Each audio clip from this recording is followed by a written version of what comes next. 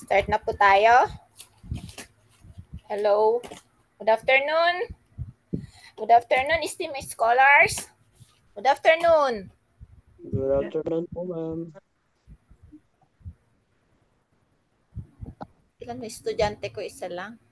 Okay. How are you? Good afternoon, Ma'am. Army.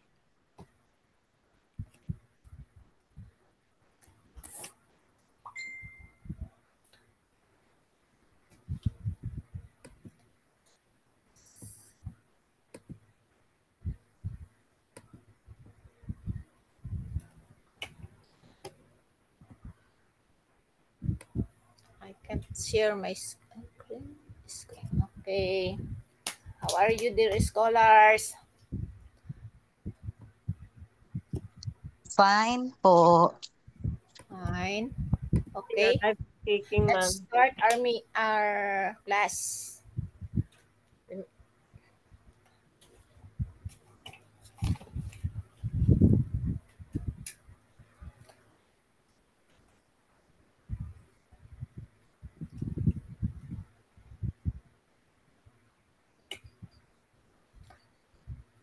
I hope you are doing well. Are you? Yes, ma'am. May I ask if you have been affected by tropical storm Mirasol? Are you affected? No. Medyo lang po. Okay. It's very good.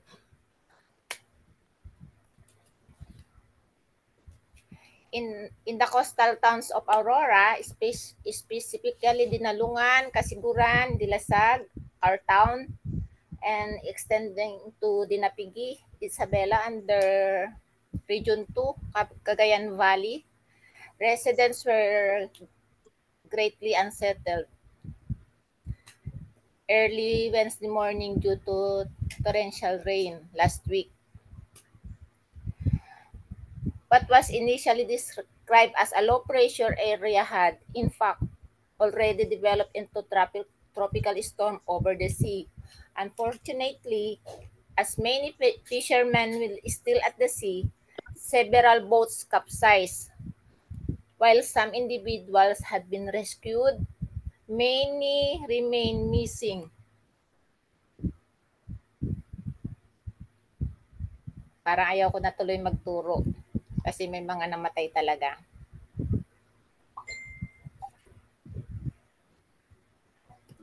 How sad ma'am? And there have already been casualties. Unlike privileged individuals such as contractors or children of public officials, these fishermen were obliged to be out at sea at that hour. Presently, our area is again under signal number 1 because of Typhoon Nando, which is according to Pag-asa, it could be strengthened into a super typhoon. Nevertheless, as Seventh-day Adventists, we recognize that these events are part of our prophetic fulfillment of our blessed hope. Isn't it? So, at this moment, I want to invite you for a prayer. Let's pray. Heavenly Father, who dwells in heaven, Lord, at this moment, we dedicate our class to you. May you lead and guide us in our midst. Grant us wisdom and be our teacher at this very hour. Help us to be diligent in our studies despite the restrictions we face with time, internet connection, and health. Thank you so much for continually embracing us, all for the sake of the mercy of your only begotten Son, Jesus. Amen. I have checked my email and only 3 students have submitted their assignments. Congratulations to Ma'am Aubrey Palen. Nandito ba siya? Sir Tabani Moyo, Sir Horike Amir. Tama po ba yun? Horike Amir. For those who have not yet submitted, please be reminded that the assignment is a part of the computation of your final grade. Ma'am, yung Ma'am, sa akin kasasyan lang. I ma'am, have also resent in our class uh, the presentation from our previous session. ma'am, As excuse me po, I have submitted also to what your Gmail account. what time, ma'am? Email address, ma'am. Yes po. Last week Last week. after that. Ma'am Audrey? Yes. No, Novita po. Nobita. Wala akong nakita.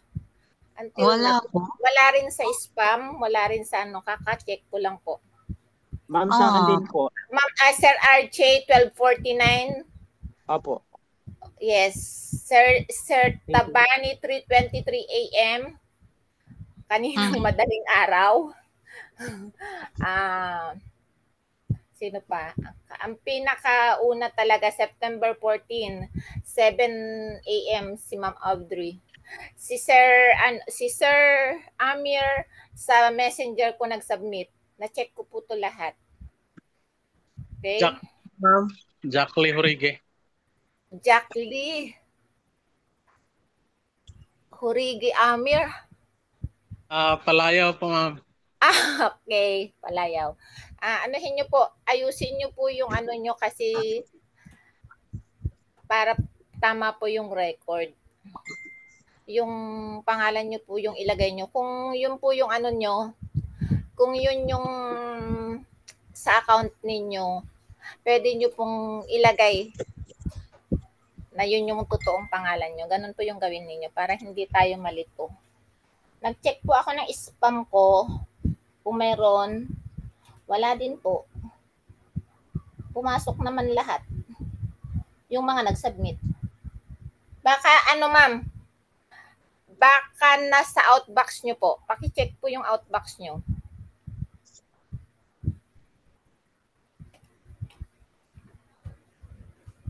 Anyway, whatever your circumstances may be, I respect. However, please take note that I may not be able to respond to each of your questions individually. Therefore, if you have questions that are relevant to all, kindly post them directly in our group chat so everyone may benefit. As I am currently employed and managing health concern, my time is limited and ask for your understanding. Actually, I should not be here in our online class today because I need to be in Isabela for work. This week, we have a week-long Employees Week celebration and at the same time, we are preparing for Typhoon Nando. The uniforms that each team needs for tomorrow are still with me. They have been waiting for me since yesterday for the dress rehearsal. But because it was Sabbath, I could not bring them. And today, I stayed behind because of our class. It is already busy in my office. My staff even stayed overnight since yesterday. So I could no longer hold our class there if I had left early. After this session, I will be heading there while the rains are not yet strong. I'm sharing this because I hope our sacrifices can be mutual. As your servant, I also make sacrifices for our class. In the future, when you graduate from LCMBSI, one of you may also become a philanthropic professor. And I want to warmly welcome you and say congratulations in advance. So, please attend our class, submit your assignment, and participate in our discussion. I have here the 1935 Philippine Constitution, the 1973, and of course, the 1987 Philippine Constitution Preamble. Actually, wala siyang masyadong pagbabago, pero meron lang nakalimutan. And this week, our topic is the Preamble, a nation's vision, and the historical context and purpose of the Preamble. The Preamble of 1987 Philippine Constitution is not just a legal introduction. It is a fundamental statement of the nation's values, aspirations, and vision. Unlike other constitutions and may primarily focus on the structure of government, the Philippine Preamble is deeply rooted in the country's unique historical experience, particularly the peaceful revolution that ended the Marcos dictatorship.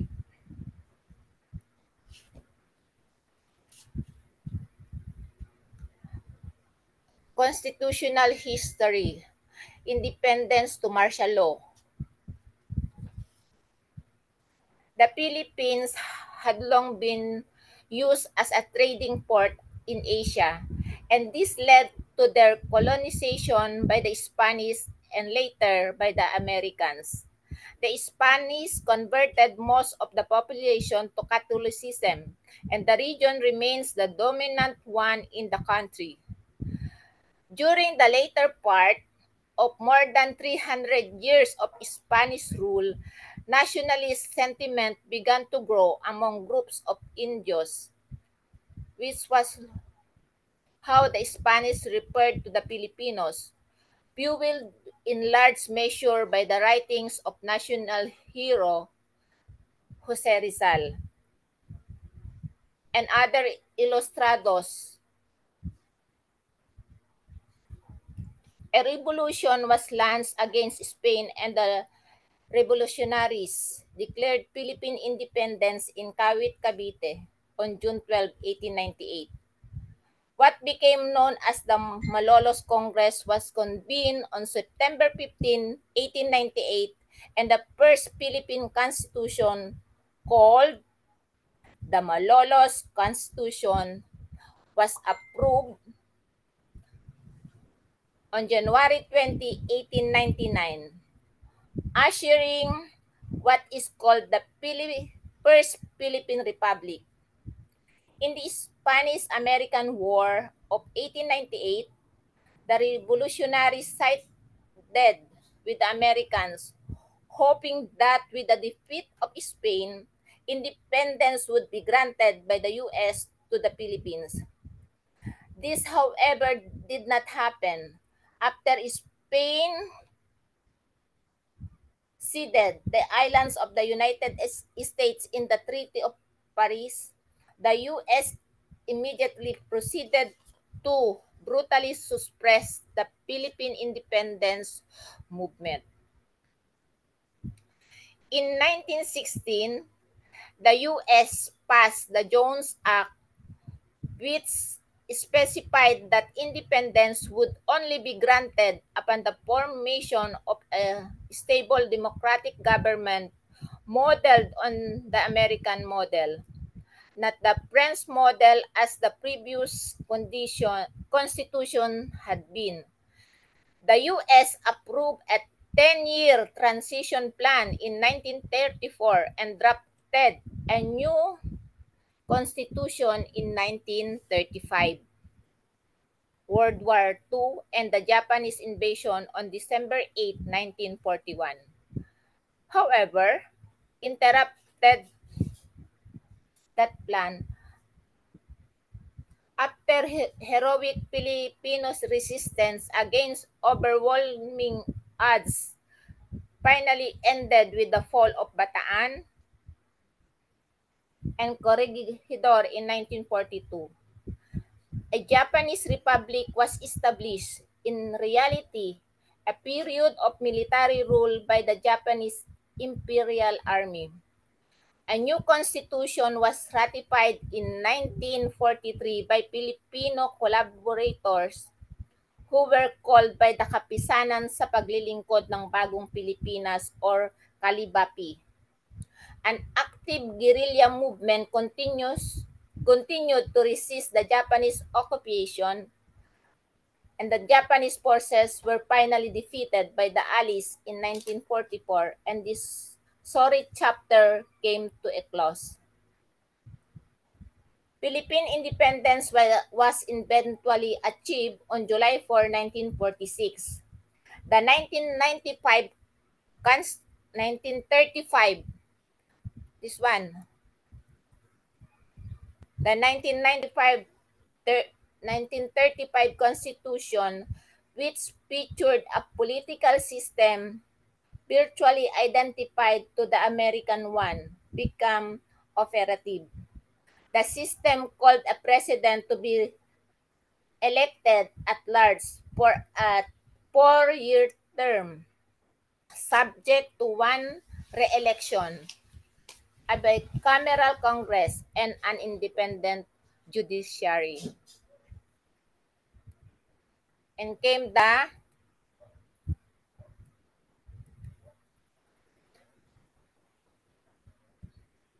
martial law. From the movement of independence, Filipino politics had been plagued by twin demons of corruption and scandal.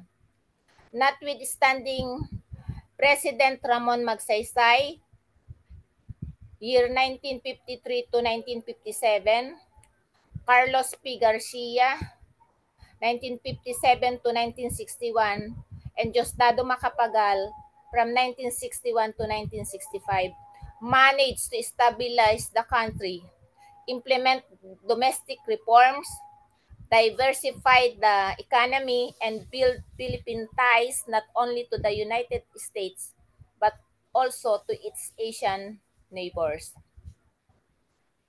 Here, in the time of independence to martial law, Ferdinand Marcos was elected president in 1965 and was re-elected in 1969. The first president to be so re-elected.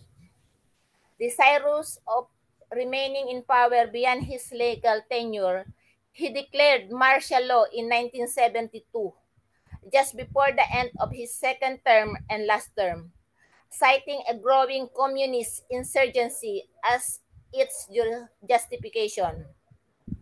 He then manipulated an ongoing constitutional convention and caused the drafting of a new constitution. The new constitution, which is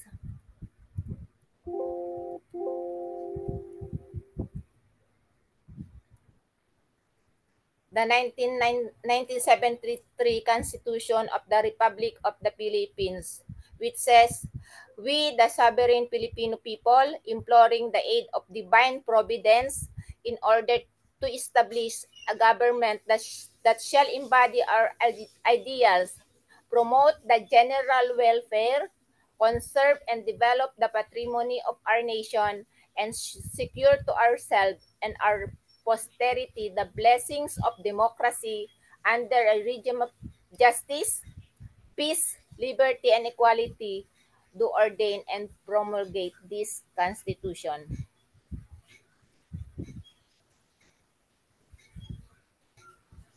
Which this Constitution allowed him to rule by decree until 1978, when the presidential system of the 1935 Constitution was replaced with a parliamentary one. Under this new system, Marcos held an on to power and continued to govern by decree, suppressing democratic institutions and restricting civil freedom. In 1981, martial law was officially lifted, but Marcos continued to rule by the expedient of being re-elected in a farce of an election to a new 6-year term. He continued to suppress dissent, and thousands of vocal objectors to his rule either mysteriously disappeared or were incarcerated. Despite economic decline, corruption allowed Marcos and his wife Imelda to extravagantly, causing resentment and domestically and criticism internationally.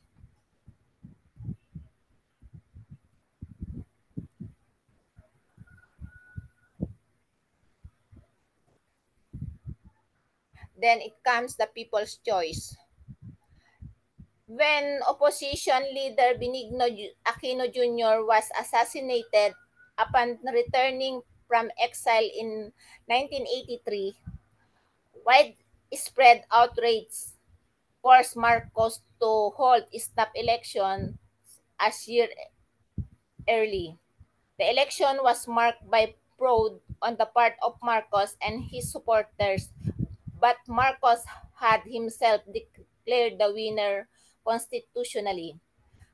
Amidst international condemnation and nationwide domestic protests, a small band of military rebels tried to mount a coup, which failed because of its discovery. But this triggered what became internationally celebrated as the People Power Revolution, when droves of people spilled out onto the street to protect the rebels, eventually numbering well over 1 million. Under pressure from the United States, Marcos and his family fled into exile. His election opponent, Benigno Aquino Jr.'s widow, Corazon Aquino, was installed as president on February 25, 1986. Then, after that, the 1987 Constitution was established. A representative democracy with power.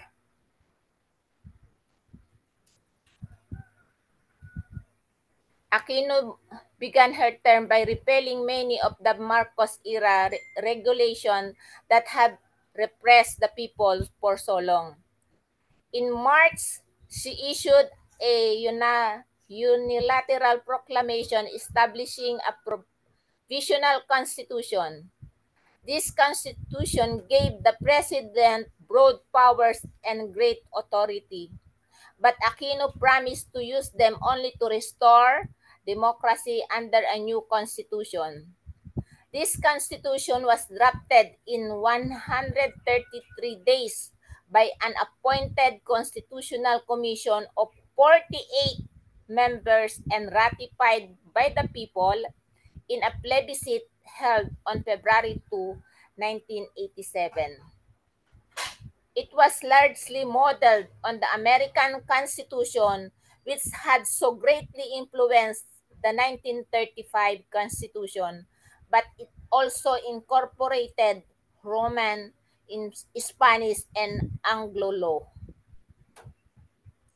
In 1987, Constitution established a representative democracy with power divided among three separate and independent branches of government, which is the executive, a bicameral legislature, and the judiciary. There were three independent constitutional commissions as well: the Commission on Audit, the Civil Service Commission, and the Commission on Elections.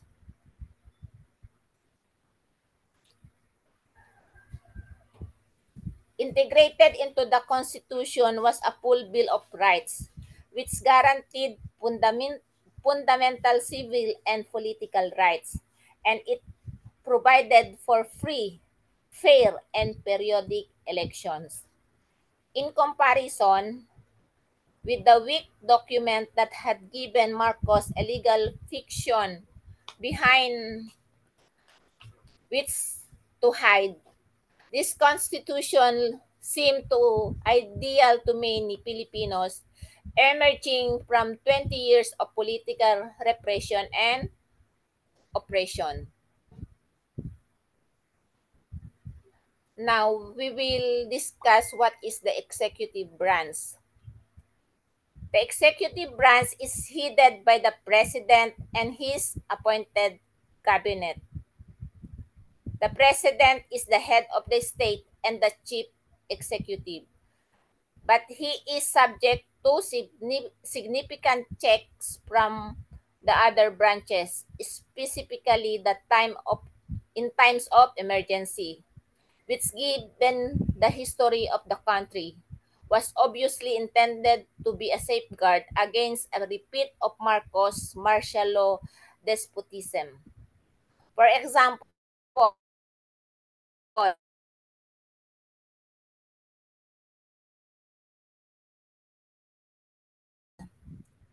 in case is still declare martial law by days, Congress can revoke this decision by a majority vote, or it can also extend it for a period to be determined by the Congress.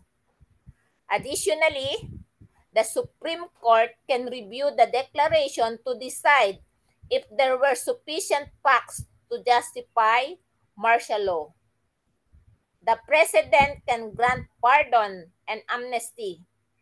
He is also empowered to make or accept foreign loans. He cannot, however, enter into treaties without the consent of the Senate. The President and the Vice President are elected at large by a direct vote, but the President may only serve 1 6-year term. But the Cabinet, consisting of the President advisors and the heads of department, is appointed by the President and it assists him in his governance for functions. How about the legislative branch? The legislative power is vested in a Congress which is divided into two houses, which is the Senate and the House of Representatives. The 24 members of the Senate are elected at large by a popular vote and can serve no more than 2 consecutive 6-year terms. The House is composed of 250 elected members. Most of these representatives are elected by district for 3-year terms, but 20% of the total membership is chosen in proportion to party representation. Besides the exclusive power to legislate, one of the most important powers of the Congress is the ability to declare war, which it can through a two-thirds vote in both houses. Even the power to legislate is subject to an executive check. The President retains the power to veto a bill passed by both houses, and Congress may override this veto only with two-thirds vote in both houses. How about the judicial branch? The court system in the Philippines exercises the judicial power of the government, and it is made up of a Supreme Court and the lower courts created by law. The Supreme Court is a 15-member court appointed by the President without need of for confirmation by the Congress. Appointment, however, is limited to a list of nominees presented to the President by a constitutionally specified judicial and bar council. This council consists of 7 members: the Chief Justice of the Supreme Court, the Secretary of Justice, a representative from Congress, a representative to the Integrated Bar, a professor of law, a retired member of the Supreme Court, and representative of the private sector. The first 4 served for 4 years, the law professor for 3, and the retired justice for 2, and the private sector representative for 1 year. The Supreme Court justices may hear on appeal any cases dealing with the constitutionality of any law, treaty, or decree of the government. Cases where question of jurisdiction or judicial error are concerned, or cases where the penalty is sufficiently grave. It may also exercise original jurisdiction over cases involving government or international officials. The Supreme Court also is charged with overseeing the functioning and administration of the lower courts and their personnel. And there are also government oversight bodies. The Constitution also established 3 independent constitutional commissions, which are the Civil Service Commission, who acts as a central agency in charge of government personnel. Like us, government employees, we are under Civil Service Commission. The Commission on Election, number 2, enforces and administers all election laws and regulations to ensure that they are free and fair for all involved. And finally, the Commission on Audit, who examines all funds, transaction, and property accounts of the government and its agencies. Each of these commissions is given governing and financial autonomy from the other branches of government to ensure unbiased decision-making. All decisions made by these commissions are reviewable by the Supreme Court. To further ensure the ethical and lawful functioning of the government, the Constitution also creates the Office of the Ombudsman to investigate complaints regarding public corruption, unlawful behavior of public officials, and other misconduct.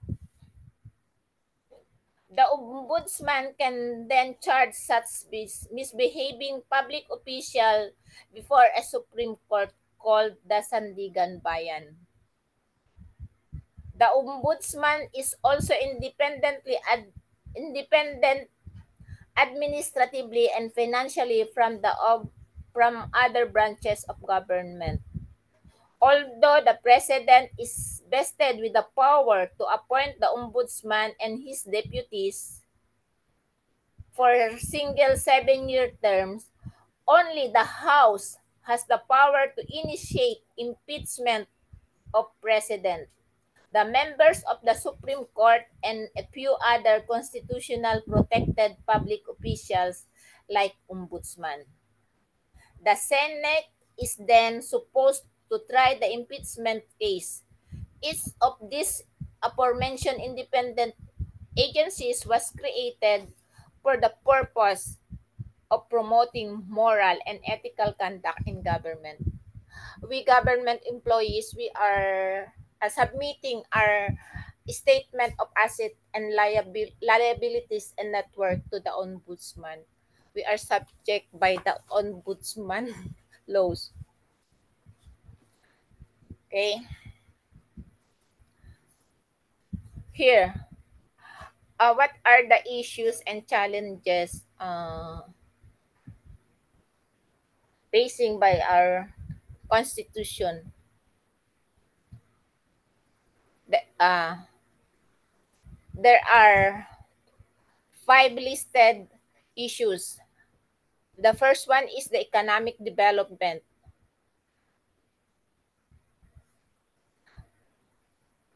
How to ensure that economic growth also benefits the poorer classes. Another issue is the minority rights. How to ensure multi-ethnicity and pluralism for religious and ethnic minorities. The third one is the concentration of power. How to reduce the considerable power of the political and economic elites and give more actual power to the people. And number 4 issue is better governance. How to make government more effective in meeting the nation's aspirations. And the last one is spreading growth. How to have more even regional development. And and if we have these issues, what are the challenges?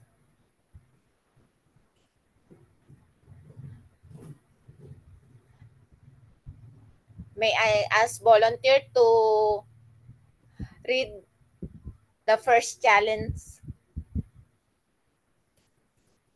Ma'am, Yes. corruption.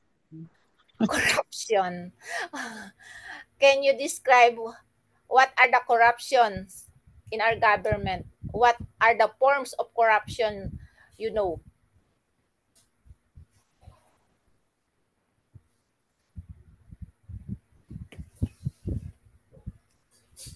What are the examples? What are the type of corruptions?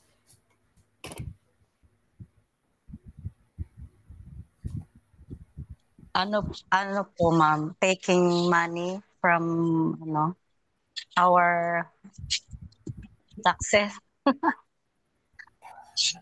I don't May sharing ng meron dito sa Facebook, kaka-browse ko kanina. Marami raw empleyado na against sa corruption pero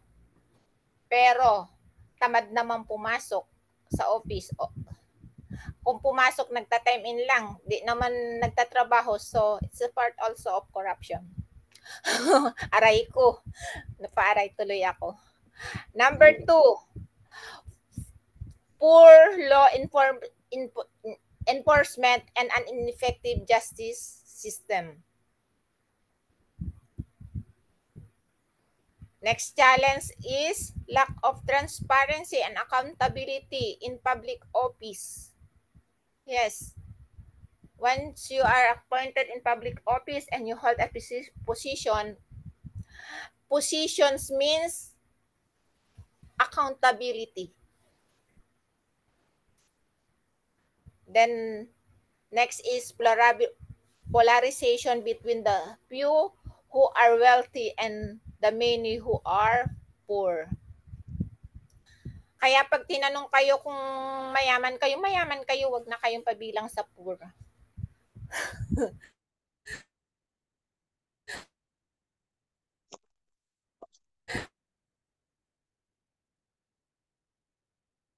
Then rights of vulnerable group, the children, minorities, journalists, and political activists. And Next is involvement of the military in political question. And the last is the ending the Muslim insurgency in southern Mindanao. Let us praise the meaning. Let us praise the our 1987 Philippine Preamble of the Philippine Constitution. We, the sovereign Filipino people, imploring the aid of Almighty God. This opening praise is the unique and culturally significant. It declares that sovereignty resides with the Filipino people, but it also acknowledges a collective faith and a belief that the nation's destiny is guided by the higher power. This contrasts with the secular nature of some other preambles and reflects the deeply religious character of the Filipino people. Another key phrases is in order to build a just and humane society. This is a direct response to the human rights abuses and social inequalities of the dictatorship. It, it's a call to action to create a society with fairness, compassion, and human dignity are paramount. It goes beyond merely establishing a legal system and aims for a society that is fundamentally decent and kind. Number three, and number three important phrase in our preamble is and establish a government that shall embody our ideals and aspiration, promote the common good, conserve and develop our patrimony. This phrase lays out the core function of the government. The government isn't just a political body. It is a vehicle for the people's ideals. The call to promote the common good emphasizes social responsibility over individual gain, while conserve and develop our patrimony highlights the importance of protecting the nation's natural resources and cultural heritage for the future generations. And the last is and secure to ourselves and our posterity the blessings of independence and democracy under the rule of law and a regime of truth, justice, freedom, love, equality, and peace. This part is a powerful enumeration of the ideals that were fought for during the revolution. The inclusion of love is particularly noteworthy, emphasizing the need for unity and solidarity in a nation that had been divided by political strife. A regime of truth is another direct response to the misinformation and propaganda used by the previous regime, making a commitment to honesty and transparency in governance. And while we have, it's already 2 o'clock, I want to leave these discussion points for you to answer and send it again to my email. My email is, I will put here. Okay. Do you want this copy of our presentation today? I will send it Yes, to ma'am. our Yes, ma'am. GC and please Yes po. download it on time para hindi po ma-expire. Paki-answer na lang po itong tatlong to and send it again to my Gmail. Wag niyo po akong sendan sa, please, kung maaari, wag niyo po akong sendan sa Messenger. Why? Madami po akong GC. Madami din po akong sinasagot yung mga supplier ko, yung mga ganun, pag natubunan, hindi ko na po, o kaya nabuksan ko at hindi ko nabasa, hindi ko po mabalikan. Hindi ko naman po kayo kilala lahat. Okay, ma'am. So, mabuti po sa email, maano ko po yun. Kasi bihirang may dumating akong mga ano doon. Kung may dumating man yung mga ano lang yun, mga products lang, i-delete ko lang po yun kaagad. Just in case na nag-submit kayo na hindi ko nakita, i-send nyo po yung screenshot na nag-submit kayo nung oras na yon. Sorry po kasi medyo magiging mahigpit tayo kasi para siyempre naman may dahilan yung atin pong pag-upo dito. Actually, mas matindi po yung pinagdaanan namin nung 2023 na nakapast track kami. Umaga, pagising namin ng 7 hanggang gabi. Meron pa po kaming weekdays. Ang bakante lang namin is Friday night. Pagkatapos ng vesper, meron pa po kaming klase. Pero hindi ko po sinasabi na gawin din nyo yun, nasa regular class lang po kayo. Kaya lang, syempre po, gawin natin yung part po natin para masaya. Para masaya yung grade natin. Okay? Who will volunteer for prayer kasi nakautang na tayo ng 3 minutes. Closing prayer. Sir, Ma'am Hobita, would you please offer us a closing prayer?